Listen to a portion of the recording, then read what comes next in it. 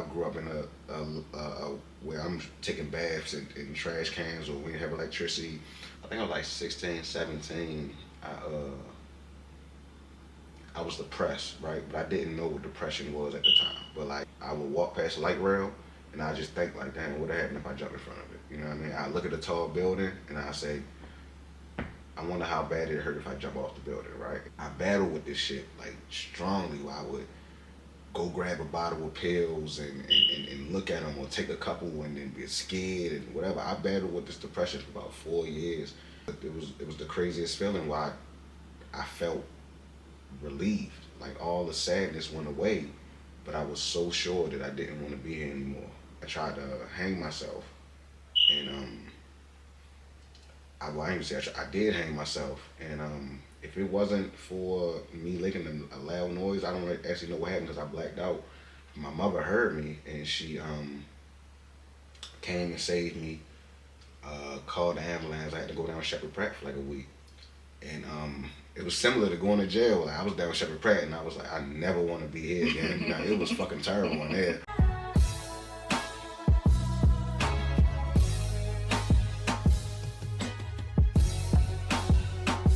Everyone, welcome back to Life After Grief podcast with your girl Keela Shay and my co-host KB. So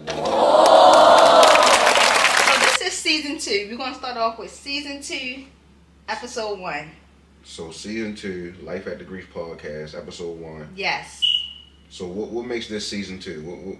Why season 2? Why we going here now? What's your thought process with this new season, this new age of Life After Grief? So with season 1, I felt like it was a trial and error. Mm-hmm. It was a learning experience.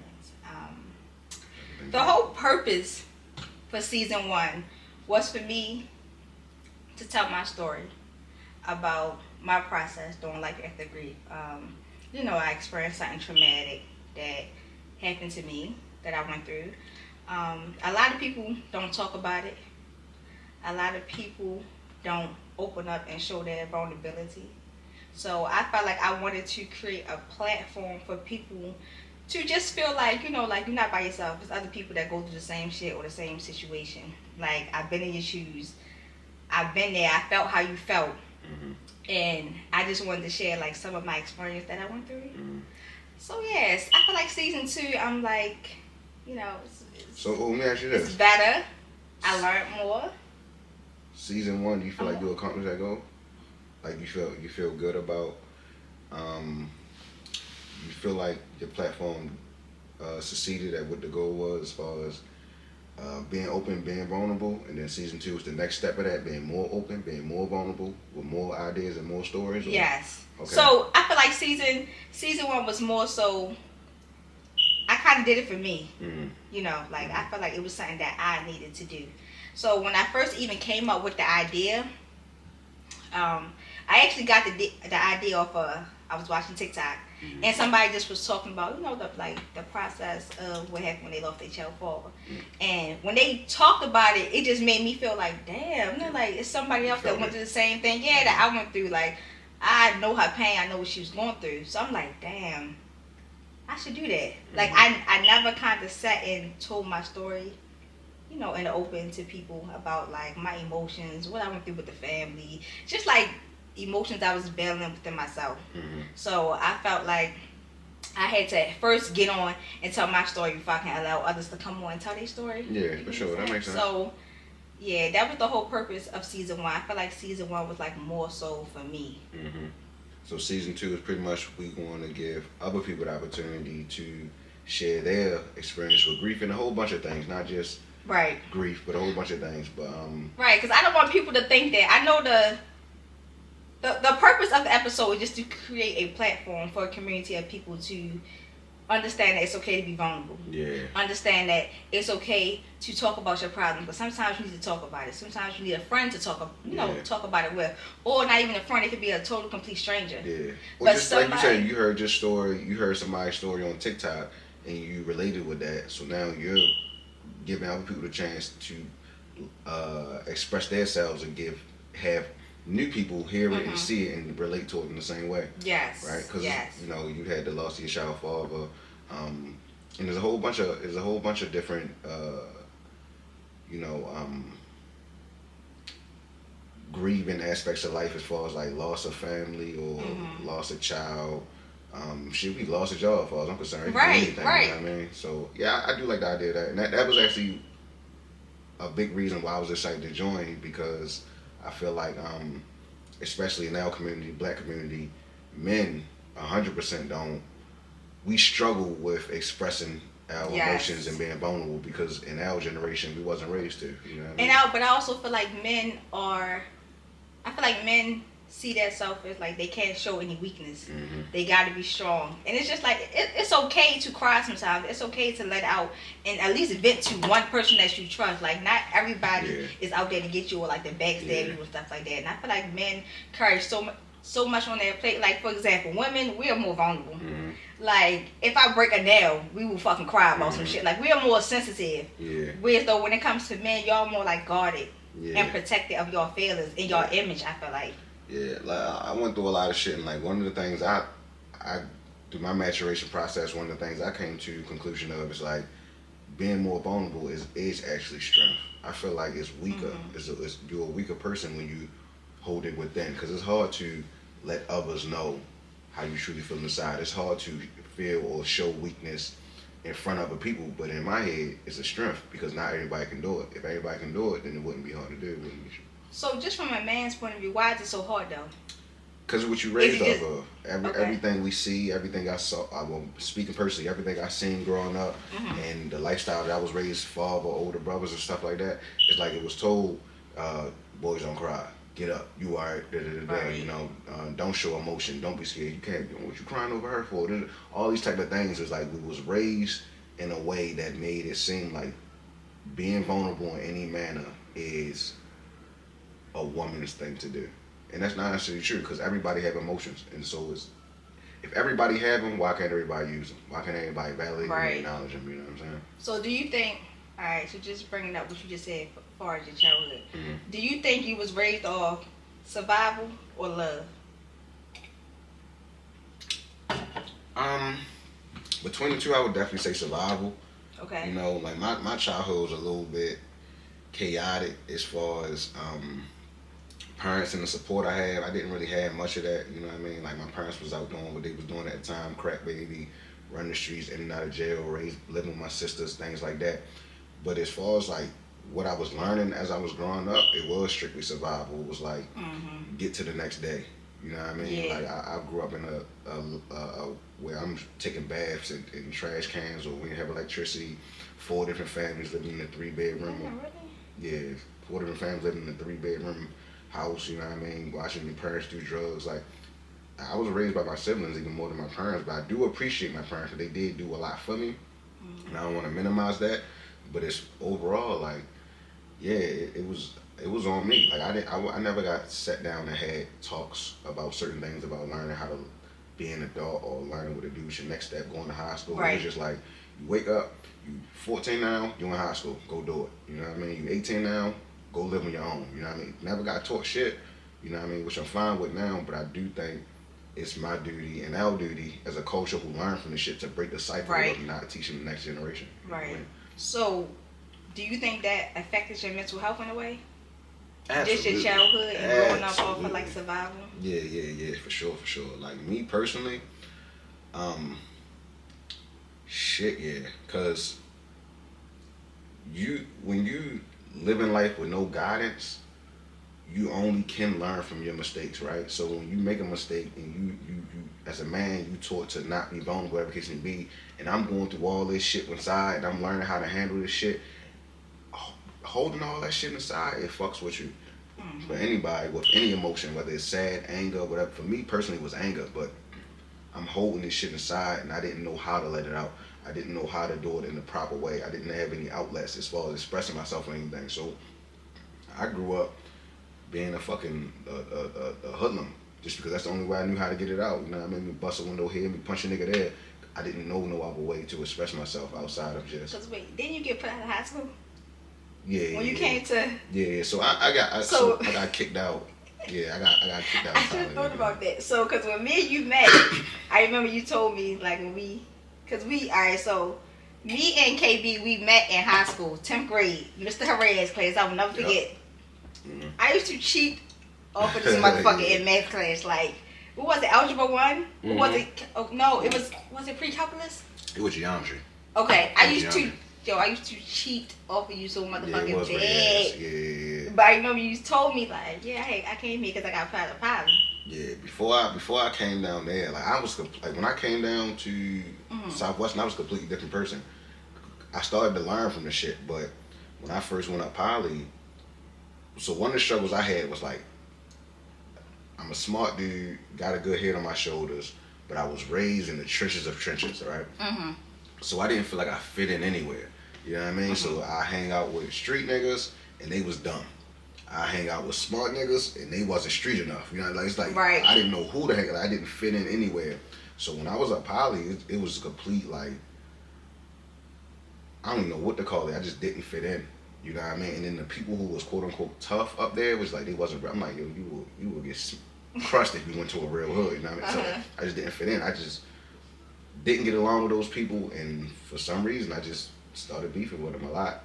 So come at the ninth grade year, I got put out of Poly. I got sent down there, and my whole goal down there was like, man, fuck that. I'm going through school. I'm staying away from all these motherfuckers type shit. And like back to the mental health shit.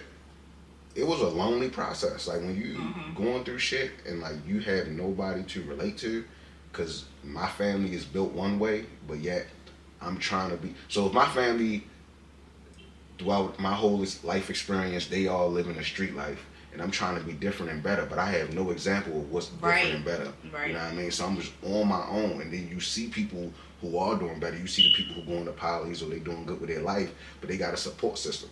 Right. I didn't have that, so it's like I had no idea who to talk to, who to express how I'm feeling to, none of that type shit. So I just went day by day, like you said, survival, day by day, trying to figure out what to do. And at that age, at 14, 15 years old, I ain't give a fuck about nobody but myself, and I honestly ain't even give a fuck about myself. You know what I mean? Like with the decisions I made dumb decisions, but I didn't have nobody to tell me that they were dumb. You know what I mean? And then like also I was allowed to make them. My parents didn't correct anything I did, you know what I mean? Like, high school was rough. It wasn't bullying or that type shit rough, but as far as just being isolated individual by yourself. It was just like mentally. Yeah. Mentally it was rough. Yeah. Emotionally, because you know, like you say, express yourself. Okay. I think like throughout high school, every emotion I felt, I turned it into anger. You know what I mean? So like, if I was sad, instead of just crying and being I was about sad, to say that instead of going through the emotions, you go punch a wall or you go hit somebody. Like, every emotion I had, if I was jealous, I'm not gonna tell this girl I'm jealous of some shit. Instead, I'm about to punch this nigga for being in my girl fake. You know what I mean? Like, every emotion I felt, I turned it into anger, and that shit carried on from a child up until about 20. Honestly, like that shit didn't go away until I started seeking help, and I started cultivating my own environment, seeking people who was like-minded, and seeking a better life. But that shit definitely hard. So what made you get to that point? It was a lot of shit, but I guess the major like turning points was like when I was about, I think I was like 16, 17, I was depressed, right? But I didn't know what depression was at the time. But like during that time, I would be walking home from school, I would walk past the light rail, and I just think like, damn, what would happen if I jumped in front of it? You know what I mean? I look at a tall building and I say, I wonder how bad it hurt if I jump off the building, right? And I didn't know what this meant or whatever it could be, but at every turn, I saw ways to possibly end my life. And I battled with this shit like strongly, where I would go grab a bottle of pills and look at them or take a couple and then get scared and whatever. I battled with this depression for about 4 years. And then like when I was about 16, 17, I remember one day, it was the craziest feeling where I felt relieved. Like all the sadness went away, but I was so sure that I didn't want to be here anymore. And I wound up having an attempt on my life. I tried to hang myself, and I ain't say I did hang myself. And if it wasn't for me making a loud noise, I don't actually know what happened because I blacked out. my mother heard me and she came and saved me. Called the ambulance. I had to go down Shepherd Pratt for like a week, and it was similar to going to jail. Like, I was down Shepherd Pratt, and I was like, I never want to be here again. You know, it was fucking terrible in there. You know what I mean? But like when I did attempt that suicide, it was a lot of shit going on in my life, and continue watching, you will learn it all. But there was a lot of shit going on, and after I attempted that suicide, and I got out of the hospital, I saw like how much people cared about me. You know what I mean? But I didn't know beforehand. I never seen my sister cry. Like, of course, people say I love you, but it became so. I love you became so easy to say that it didn't mean much. Right. You know what I mean? And after the attempted suicide, I learned that like I'm not only living for myself. I'm living for my loved ones also. You know what I mean? When I die, other people gonna mourn and grieve over that shit. So like my life is worth something. So after that, I intentionally, which is a very important part, like I intentionally started trying to figure out ways to make me happy. You know, like selfishly, intentionally, learning how to be selfish in a good way, learning that like, yo, you don't gotta fucking break your back for everybody. You can just like different coping mechanisms to help you out. Yeah, exactly. Different coping mechanisms. I started seeking them, and yeah, that was the age right there, probably around like. And 18. You wanna know what's so crazy? Because I remember that day because it was we was in high school. You masked it so well. Like I would never thought that you was going through what you was going through because you would just come to school and you just was always like so quiet. Of course, me and you talk like I would always come to you about advice or like tell you my problems, what I had going on. You never not once like not threw your problems on me, but you never not once like told me what you was going through or like how you felt or nothing. And then it's just like, but I never not once even thought to ask you like, damn, like like what's going on with you? Or, like how you going? I was just so caught up in like what the fuck I had going on and I needed advice. I needed somebody to listen to. I never thought like, damn, like maybe you need somebody to listen to. So in the midst of that, when that happened, like sometimes you'll come to school, sometimes you wouldn't. But I knew for sure, like, all right, eventually, Kim gonna come to school. Yeah, like he gonna come to school. And I think it probably was like the third day. I'm like, dang, he ain't here yet. Like, okay. I believe I called your house phone and nobody answered. Okay, I'm just like, house phones. House phones. I called your house phone and nobody answered. And it was like, all right, now it's Friday. All right, that's 5 days I ain't see you. So I'm like, damn, like, what the fuck? I didn't know what was going on or nothing. I think it really was like 2 weeks later when I talked to you and you told me what happened. And I was so fucking mad. Yeah. I was so mad because I just could not understand like why you would do something like that. But I also did not know or did not understand what you was going through. Because like you kept it to yourself. Yeah. And it just was like when people have like suicidal thoughts, like I had a conversation with someone, I just told someone like you can't, like you can't judge someone. Because when I went through what I went through with losing my child father, just like you said, I thought about like, yo, I just want to just run this fucking car into a wall. And I actually told somebody that, but I told my father that. And he was just so fucking scared. Like, why would you want to do that? It's just like, you don't understand. I don't want to feel this pain. Like, you don't know what the fuck this shit feel like. Like, it hurts so bad. I don't know what to do. So I feel like it feel everlasting. Yeah, like people don't understand that. Like sometimes, and people may not even know. I'm pretty sure everybody had a thought of doing some shit. Like, man, what if I just jump off something? What if I just like, everybody had that thought. But it's like when you tell somebody else who may not be experiencing what you experienced or may not have been through like something traumatic in their life, they wouldn't understand. Yeah. So it's so quick to judge and be like, what? Like, why the fuck would you want to do that? That's 100% true. Yeah.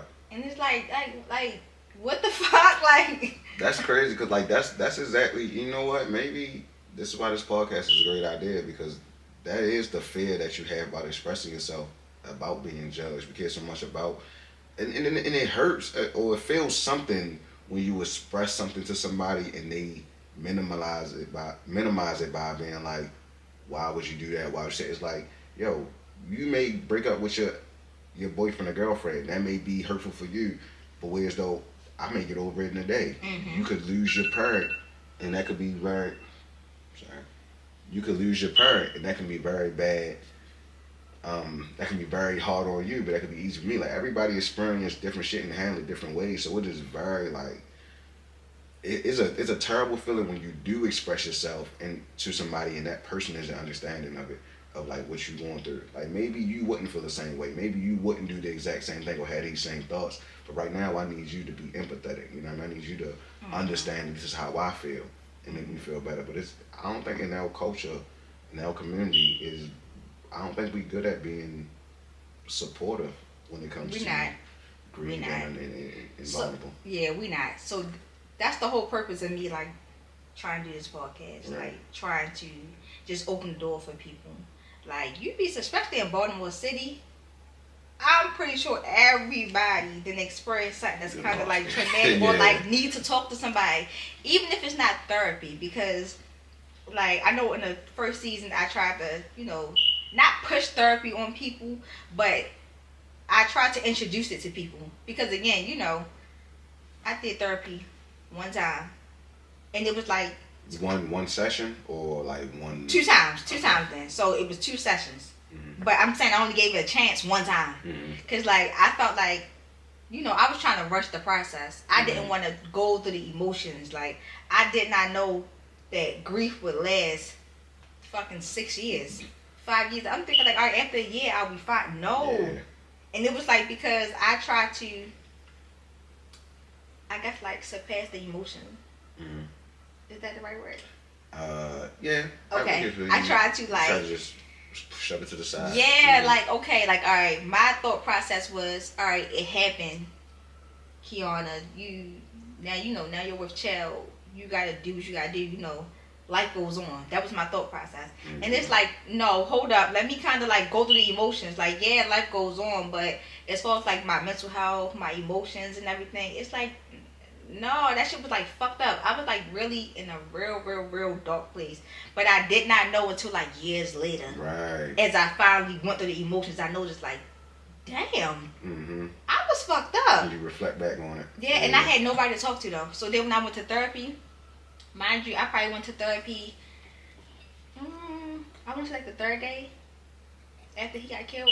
That's too fast. I thought that was too fast. It was too fast. I went to therapy and I had this lady and she was giving me homework. At the time I just couldn't understand. I'm like, why the fuck are you giving me homework? Yeah. But then I'm sitting there I'm crying to this lady because I'm telling her like how I just felt like my friends wasn't supportive. I felt like I had nobody, like nobody was there. Nobody knew how I was white or feeling. black? She was definitely white.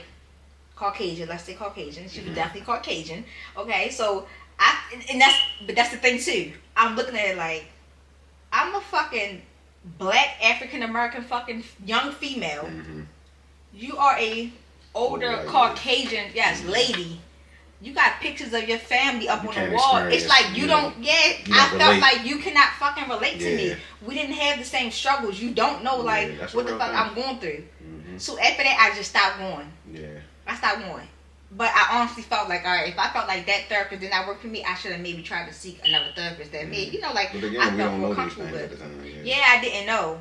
So it went on for like years for me to finally like, all right, allow myself to go through the emotions and, like just experience everything to get to where I'm at now. Yeah, and it's needed. It's needed, and you never happy that somebody goes through grieving or go through a tough time in their life, but you are, well, me, I am happy to see you come out the other side stronger.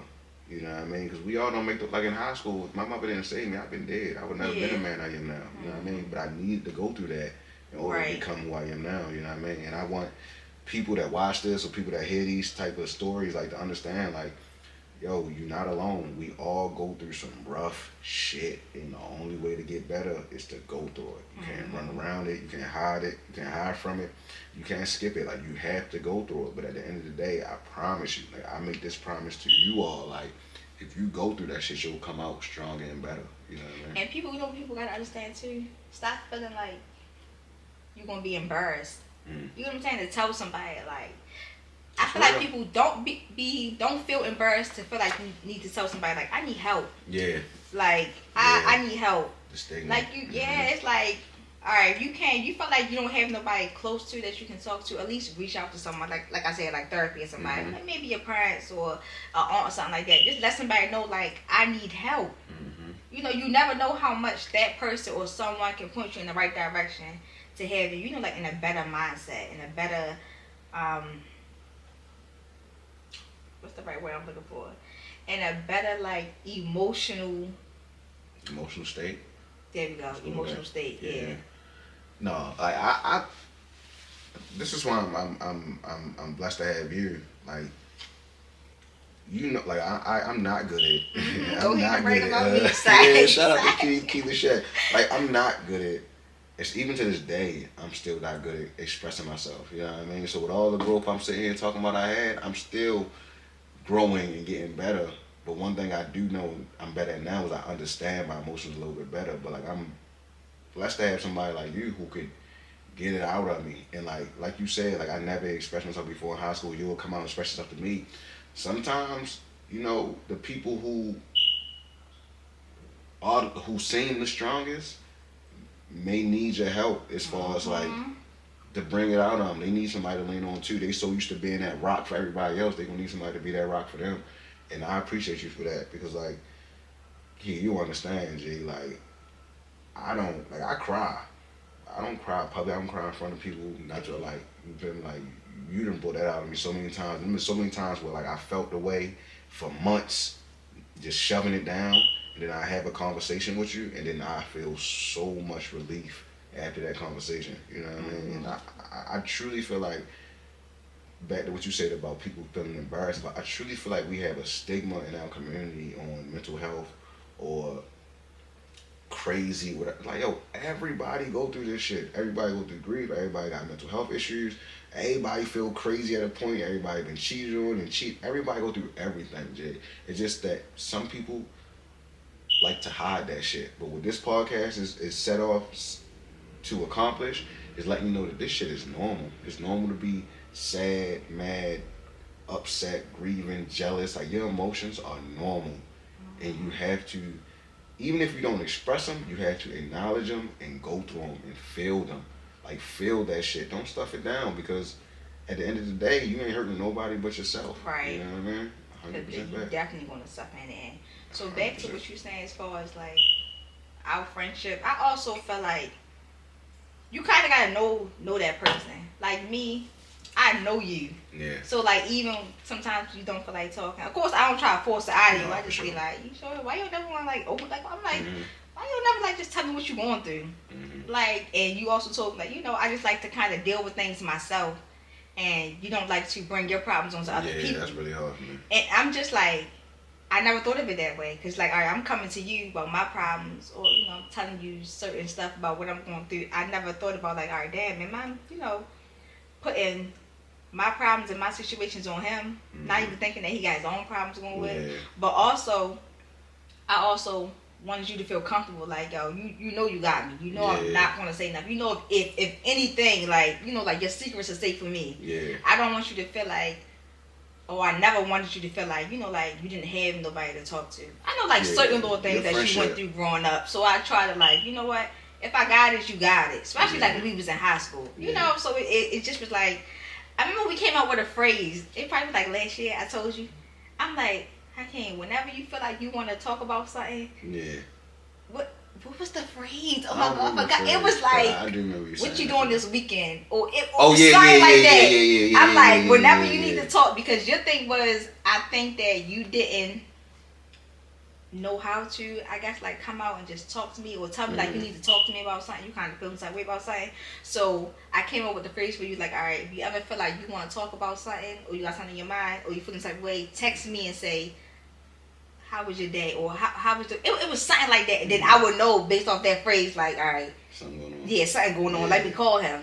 Mm-hmm. So yeah, I feel like that was a good method that we came up with. Mm-hmm. And like, you know, like as time went on, you start opening up way more. Yeah. Like the time. Comfortability. Like having true friends is so important. And like I still struggle. This is a me thing. This is outside of grief. Like, I struggle with okay.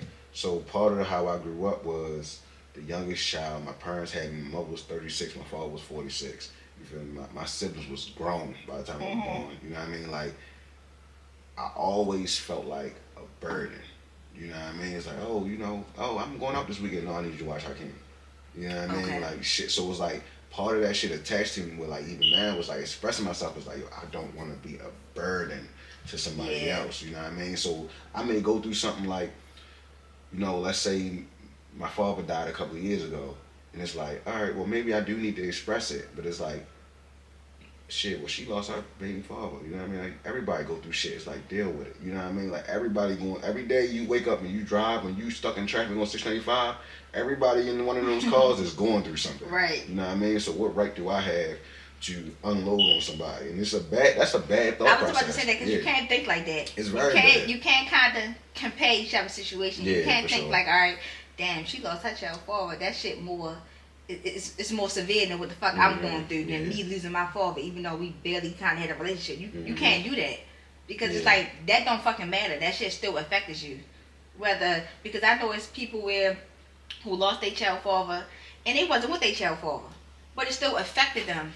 You get what I'm saying? Like, certain situations, it still affects you. It's still something 100%. traumatic that happened in your life. So you can't kind of compare each other's situations and think like, all right, so situation. so let me ask you this. So like, who Key is right now, and through the shit you grown from through your whole process, tell me something that you feel like you intentionally worked on and you improved on. Ooh. I think you already know. My fucking anger. Oh yeah. My fucking anger. Oh, you know what? This is gonna be a segment one day. We're gonna talk about her fucking anger, G. Because it used to be, anger. Yeah, it used to be a thing. Ooh. Yeah, and I am proud of you for that too, G. Like, it's so, like, same thing. Like, I understand that completely. Like, I was in anger management from 7th grade to 9th grade, right? So I get it. Where like. This is the hardest part about when you're an angry person and you let it go, is that like the next person you run into and you the grown virgin and you like, they play with you and you like, you know what? 2 years ago I would have fucked you up. I say that two years ago I would have time. fucked you up. Like, you so my blessed, G. And like, Kiana, you are the definition of that. Like, it'd be crazy. Like, she'd be talking to me about some shit. You know, maybe she going through something. You know, whatever. And she like, yeah, this person said this. And I'd be like, what you do? I just said, fuck it, I'm just gonna hang up there. I'm like, really? Like, okay, you know what I mean? Because that shit, I'm telling you, it used to be, Keela Shay used to be Key Zap, because she will fucking zap, G. Real shit. I was like a fucking rocket. And you know, I like mean, on countdown. So what do you think that's interesting. So, kind of like how I was saying with me personally, I turned all my emotions into anger. What about you? Like, why was you so quick to anger versus now? Like, what's different? I didn't know how to communicate. I had to learn how to communicate. But somebody had to actually like teach me how to communicate. I didn't know like, okay, it's something bothering me, let that person know or express myself. I would just react. Yeah. Like, every action don't deserve deserve a reaction. Did I say that part right? Yeah.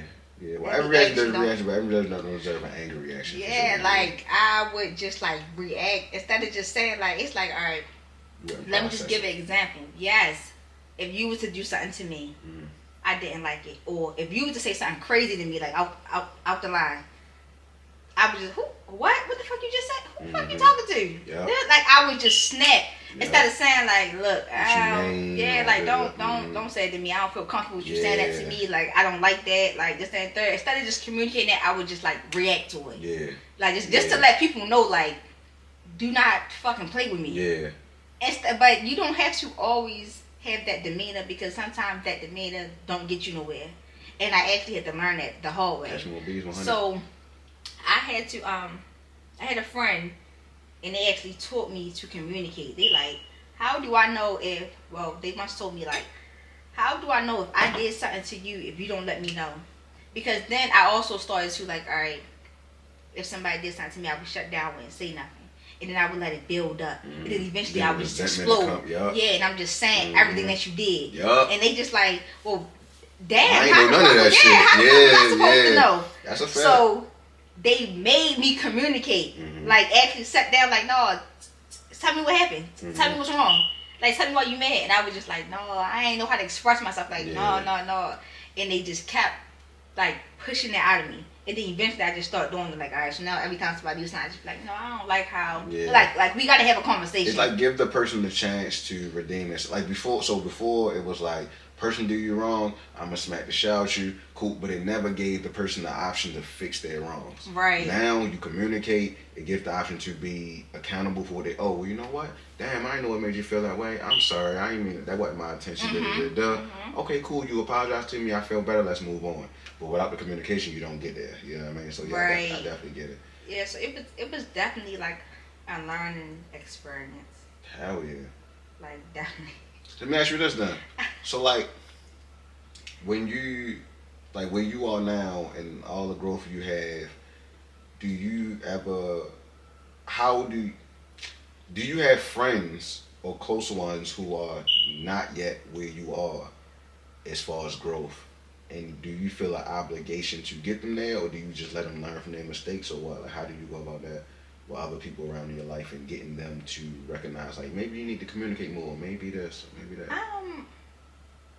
So I have like a tight circle of like very good close friends. Like what? So even if me and either of my friends kind of get into it, we know like, all right, let me just give her a day to calm down. Let me just kind of like let it go for a day. But we always communicate. We'll go back and be like, oh, I don't like how you said X, Y, Z, and I don't like your response to this. And it's just like, oh, all right. One thing about me, I will apologize. Like, oh, damn, well, I apologize.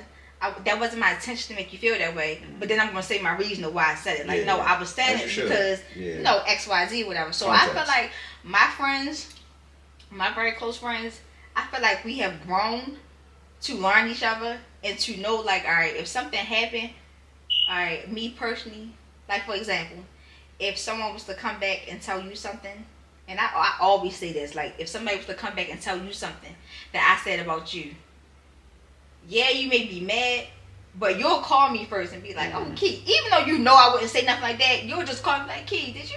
What happened with this situation? Yeah, like, did you do X, Y, Z? And I'll be like, what? Like maybe something was said, but maybe this person is presenting it in the wrong way. And I'll tell you, no, I didn't say that shit. What I said was X, Y, Z. You'll be like, oh, all right.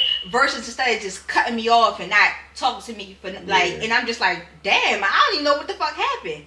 But it's like, you know me enough to know, like, I wouldn't do nothing like that. So I feel like me and all my friends, we got that kind of relationship. Yeah, it's just like, we know each other. Yeah, everybody, so people, friends, what would you say, what will be, because, like, I've been friends with you for going on 15 years.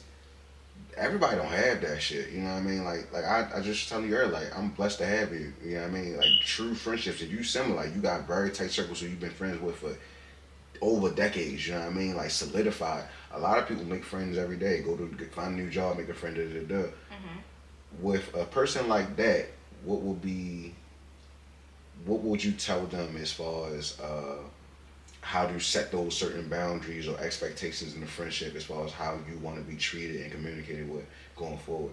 Like, if you met somebody at your job today, and y'all became cool, how do you set that boundary or set that understanding of, hey, Jay, like, come holler at me first before you react, or Communication. You got, like, so I actually did meet 3 good friends at my job. We are like very, very close. We call each other work besties. Like, we got a group chat. We talk outside of work. We hang outside of work. Like, I feel like it's the connection that you make when you first meet people. And I feel like it's the conversations that you have. Yeah. So a lot of times I pay attention to conversation. I listen to like how the conversation go. Maybe what we talking about. And it could be like anything from goals or like relationship wise. Like, all right, let's see if my standards kind of align with their standards. So like you get an understanding of their mindset based on the conversation you had. And if the mindsets align, you say, okay, I'm willing to have a friendship with this person versus a association with this person. Yeah. And it can also be like, and even if they may say something that I may not like or something, again, I still communicate that with them. Like, I don't like that. Like, I ain't like how you said X, Y, Z. Like, I let that be known so they know, like, all right, future reference, all right, let me not say that because I know last time she felt the type of way, stuff like that. So I try to communicate with people that I meet who I become attached to. I feel like that's really important. For what men, like, I ain't saying, but with me, it's dealing with like males and shit is a little bit more complicated because a lot like if niggas ain't where I'm at as far as my growth, I recognize it immediately based on the shit. Like I remember one time I'm at work and I got a coworker and we talking about going bowling, right? Like we was talking about bowling and this dude bring up like, yeah, you know, I'm bitches, and I'm just like, that got nothing to do with this conversation. You know what I mean? So I already knew like Right. he's still talking like a quote unquote nigga. You know what I mean? And so it's a little bit harder with men because like I feel like a lot of men in our community in my generation, we so superficial as far as like the conversations is so easily get tilted towards, yo, I'm about to fuck this bitch. This bitch look good. Da, da, da. And it's hard to get an idea of who this person is because there's so many walls of toxic masculinity built up in between. But like my friends I got for a long ass time, they can call me, be vulnerable, we good. But when I meet somebody new, it's a little harder because they might be still struggling with the same thing I was struggling with 10 years ago as far as opening up to a male or being Right. real about shit you going through. I guess I would say to anybody who, like a male who's watching this or a male who struggles with having a friendship that you feel comfortable enough to be vulnerable with, I would say just be more selfish in a good way. Understand what you like. Understand what type of people who add to your life and not suck from your life, who make your life better, and find that shit intentionally. I think I guess I say the key to this episode right now is being intentional. Be intentional with your communication. Be intentional with the relationship you build, and be intentional with overcoming obstacles. Like none of this shit. Like when you was grieving and you didn't know what the fuck you was going through, you had no idea. It took 5-6 years. If you intentional, maybe you can cut it in half. Maybe it's like, you know what, I feel sad. I understand why I feel sad. I understand this is a part of life, and you can go through it. So again, I'm gonna reiterate, just be intentional, especially for my fellas that's watching this shit. Like, yo, be intentional with who you allow into your life, and that way, the feelings you have from being vulnerable you won't have to be so guarded because you can trust the people you're vulnerable with. Like my Right. dear kid, like I completely trust her. I can tell her any fucking thing. You know what I mean? And another thing too, if you are that rock for somebody, and I mean this shit, if you are that rock for somebody and you allow somebody to open up to you, you can never, ever throw shit back in their face. You can never. Like that is you can't go back from that. People don't understand, like once a word is let out, even if you don't mean it, even if you say it out of anger, it is said. And that person can never know your true intention. So like if a person come to you and open up to you, you can never throw that shit back in their face. And that is very solid. That's important to me. And that's why I fuck with people like it. Like never in life through all this shit. Like she didn't know the embarrassing stories. She didn't see me cry. Like, you know what I mean? I ain't hear about it again unless I brought it up. You know what I mean? And that's solid. Like y'all, people gotta find that shit in their life. You know what I mean? And I also think people just got to be genuine. Because some people look for relationships as a gang. Like, what can I get out of this friendship? You know, like, Yeah. what can this person do for me to add on to whatever I got going on? Instead of just saying, like, damn, like, what can we do for each other to help each other in this friendship? You know, like, it got to be, like, a genuine friendship. Yeah. I feel like it's hard to be genuine. Like, I ain't gonna say, not hard for me. Like, I'm KB to y'all. I almost was no IG king because I don't do social media. But like, I feel like nowadays, social media is so fucking prominent and it taints people's mind. And it's hard. I feel like it's harder for people to be genuine nowadays than even it was 10 years ago. You know what I mean? Like when you going through, like when I was going, the reason I got off social media is like I'm living life, whatever, and I got good, decent jobs, right? And I'm fucking struggling, right? You know what I mean? I'm making 25 hours, I'm struggling, I'm making 30. I'm like, yo, how the fuck is this girl at McDonald's? She work at McDonald's and she in fucking fucking Belize right now. Like, you know what I mean? Like, that genuine shit is so real because like, you will see certain shit that's going on in the world and you will think that like you will compare yourself to it, right? Yeah. You will think that like, oh, you know, I'm lacking or I'm behind or whatever it can be. But the whole time these motherfuckers are lying and bullshitting. I knew a girl who was getting kicked out of a Section 8 apartment paying $300 a month, and she put on her boomerang story that she was at an open house about to buy a house. All that shit fake. Hold on, wait though, because back to that.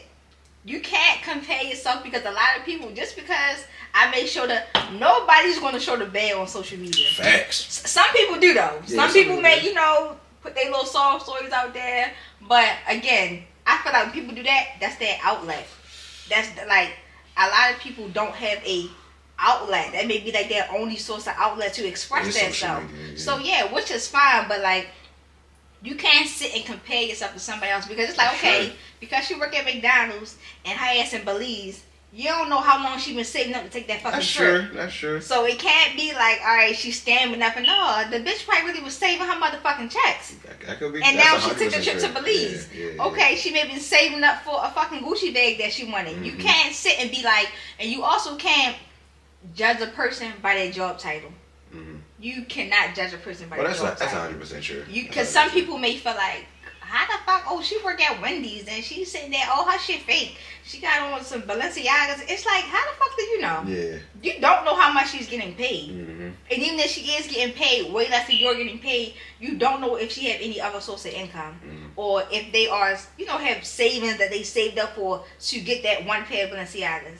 So I feel like people need to stop always being so fucking judgmental with other people. I feel like everybody judgmental though. I just feel like it's a healthy and unhealthy way to be judgmental. Like, so for example, like if you walk across, I don't know, like a fucking, I don't know, you see something out in the streets, you gonna like you gotta be judgmental to make a judgment call on it. Like if I walk across fucking 3 skinheads with Nazi tattoos on their head, I'm judging them motherfuckers. I'm sorry, I'm judging them. You know what I mean? Extreme example. That's different. Yeah, extreme example. That's different. But I'm judging them. But I'm just saying, like, you don't always have to judge in a negative light.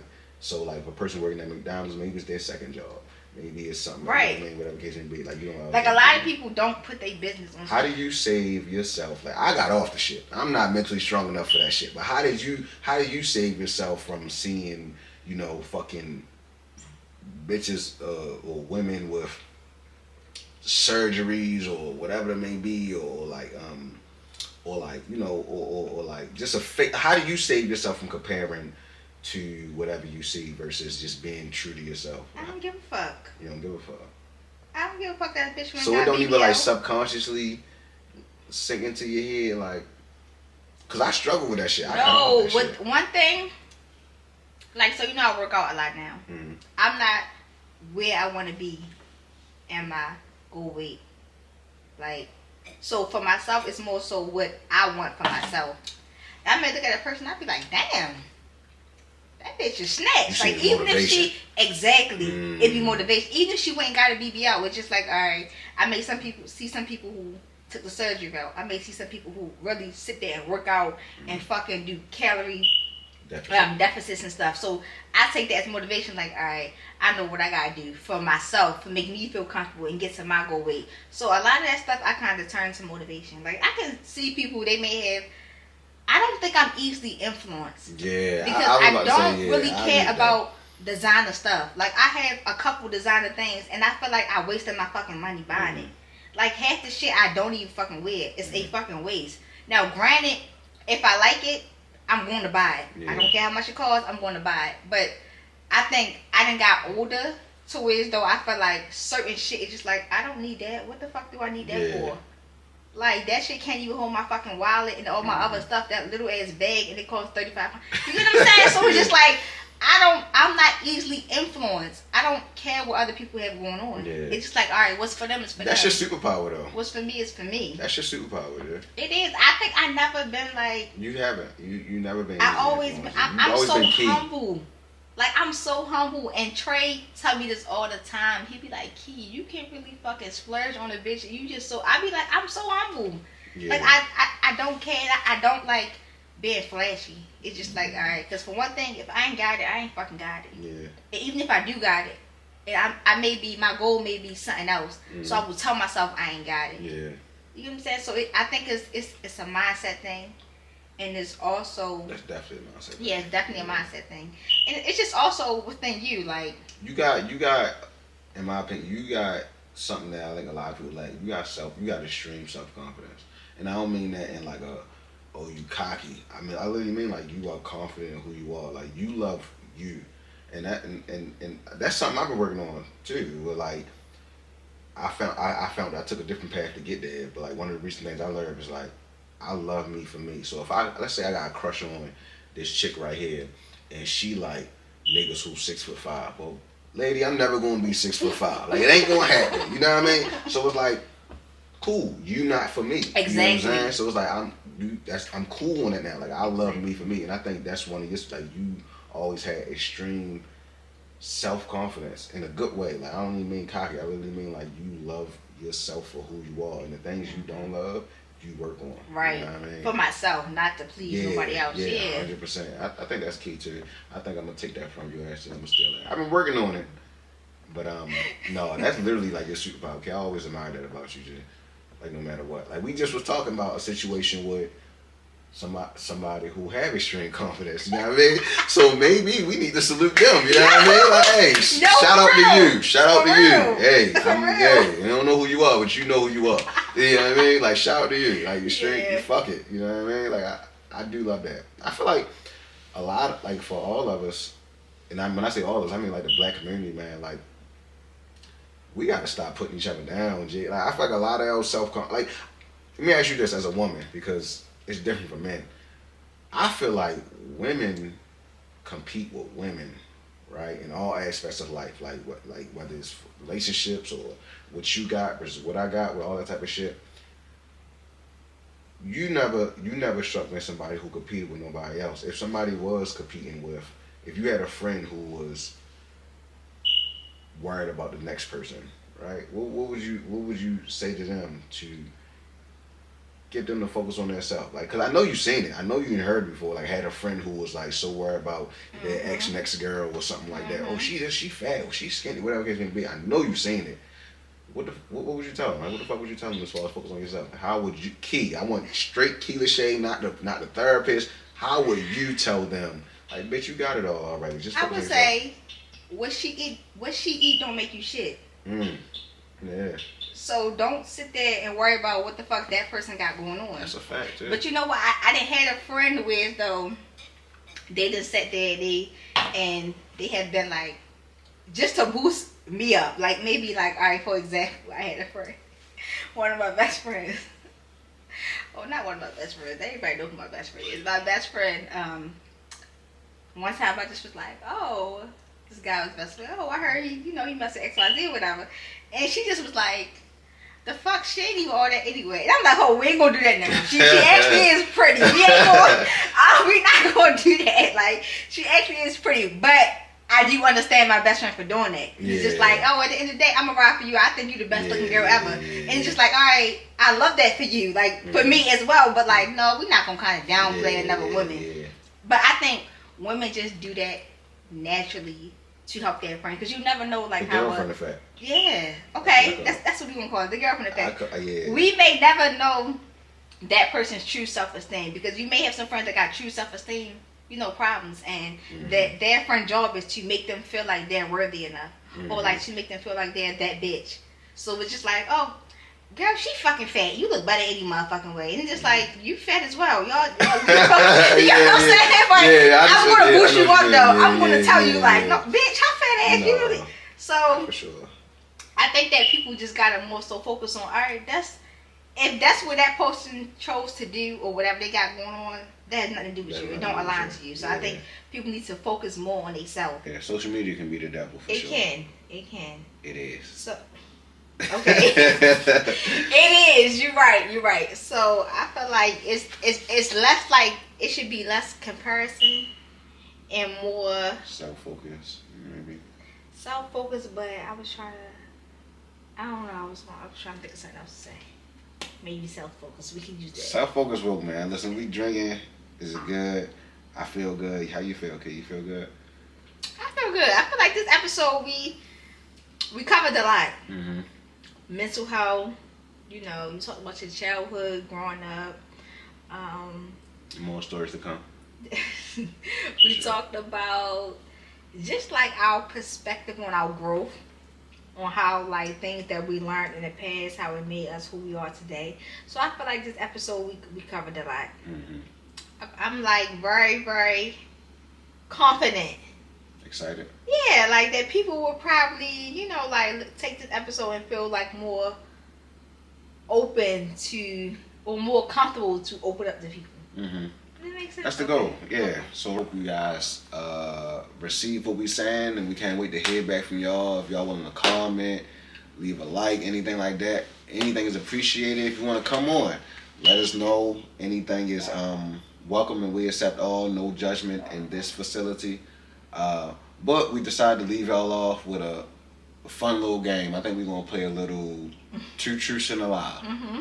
And if we claim we best friends like we say to y'all, nobody should be drinking. But I feel like we're gonna be drinking today. So we're gonna see how it go. Alright. You go first. No. You go first. You go first. Okay. Two truths and a lie. Two Truths and a Lie. Okay, I got a good one actually. Okay, got you. I don't have a middle name. I was named after my father. I don't have a middle name. I was named after my father, and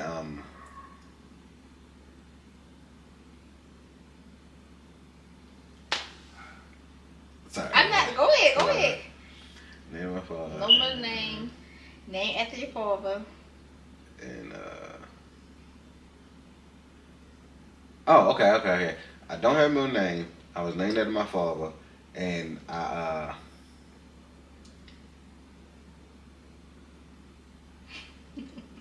this shit is hard. This shit is hard. Cause I'm trying to think of something. Hold on. I know. I still ain't get mine together yet. Let me think of mine. I don't have a middle name. I'm named after my father. My favorite color is black. Two truths and a lie. I love New York.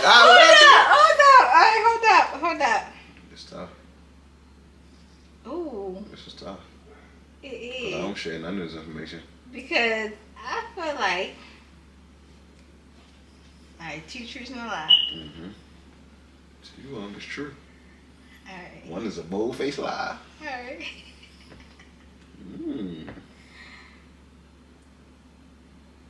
I don't think you got a name. No, hold up. I made these questions for you, kid. I know, because I don't think you ever told me you was named after your father. I ain't tell you none of this shit. Just hold up. Yeah, so I don't think you None of never this used shit. Why I feel like your father named Michael or some shit. Like, I don't. You not getting no signs from me. Yeah, you had to No, think of it. hold up. I feel like you're alright. Hold on. I gotta sit up for this. Two truths and a lie. Okay. The lie would be you named after your father for 200 Alex. You good. You're right. I don't have a middle name. I don't have a middle name. My father's name is Maurice, so the Michael was pretty close. And my favorite color is black. So I was right. You're right. Oh, take that motherfucking shot. Take that motherfucking shot. Tell me twice. I'm Hey, shout to right. y'all. Take that motherfucking shot. I knew it, because you ain't never told me your fucking father's name was Hakeem. I'm not no junior or nothing. Right. Damn. Damn, right. Yeah. And I ain't even thinking that far. Uh-huh. I'm just thinking of conversation over the years. Like, this nigga ain't never, ever. I figured. It was hard to probably come up with another truth. I was like, what's the second truth? The father and the no middle name. I felt like it was two good ones. What you got for me? Alright. Two truths and a lie. What you got for me? Two truths and a lie. Okay. Favorite colors frequently.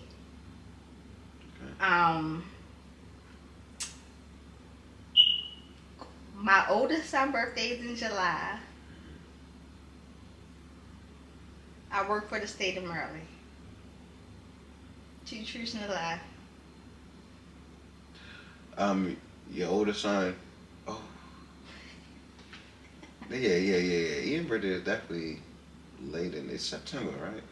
It's September. Yeah, it's definitely your son's birthday is in July. Your oldest son's birthday in July. 100%. His birthday is definitely like September, October. It's one of those 3 months, right? So yeah. Your birthday son is your oldest son's birthday is in July. You taking a shot or what? Am I right? No, hold up. What did I say? You said your oldest son's birthday is in July, Uh-huh.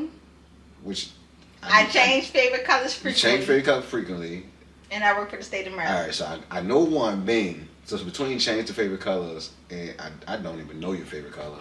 So so that's throwing me off. But I know Ian's birthday is later on in the year. Okay. I feel like it might be December actually. It's definitely that one. It's definitely your oldest son. And it's definitely the oldest son's birthday is not July. 100% sure. 1000% sure. All right, that was true. That was right. That was Yeah, right. take His the shot, birthday is man. October. Yeah, okay, October. Yeah, Okay. yeah. Take that. Ah! What y'all? I feel like this too much. No, you don't no, feel like this too no. much? I don't feel like it's too much. You ain't I got feel nowhere like to should have drive. stopped at the NY. Nope. I feel like you stopped just where it's at. Okay. So hold that Damn, in. you finished yours. Yeah, I'm a shot take. I drink. Okay. Drink the wine. Hold it in your mouth. Don't swallow it, and then you drink that and swallow it. More than that. Come on, what the hell? I didn't even sip it yet. Oh, Hold okay, up. okay. Hold up. Damn, I should have came with a hard question. The fuck? Damn.